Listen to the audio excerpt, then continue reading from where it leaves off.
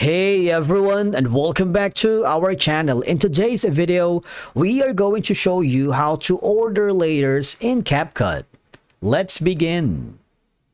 Now, the first thing that you need to do is to log in using your credentials. If this is your first time in Capcut, I want you to click the sign up option. From here, just follow the on-screen instructions and you're good to go.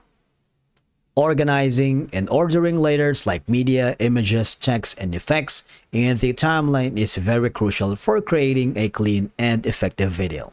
So for you to be able to do that, I want you to launch the Capcut PC. And from here, if you haven't already, just click the create a project to begin your work and start from scratch. But if you have an already existing project in place, just click on it to begin work. As you may notice that basically I have like one video here in place, and if you want to drag the media all the way here to your timeline, for example this, I'm gonna add this video here. You can add it, you can add, say for example, an image here. I'm gonna drag this slider, the playhead. I'm gonna trim this to make it like a very cohesive video in place. Alright, so here you can stack it all the way together right now.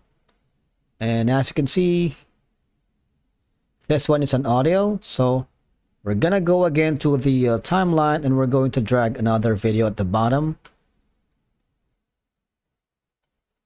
And just drag it all the way here. So essentially, that's how you order layers in Capcut. It's very easy. It's drag and drop. You can go it here, you can place it on the right side, you can place it at the top, you can place it at the bottom, depending on your preferences. All right, you notice there is like a 3 dots icon here, wherein if you want to track height, right? And also if you want to lock the layers, if you don't want anyone messing with it, you see no one can edit this. The track has been locked. To unlock it, just click that again. This is kind of helpful if you're working in a collaborative environment where you and the other team members or multiple freelancers are working in a certain project. You might want to click the lock project so that no one can accidentally delete the project.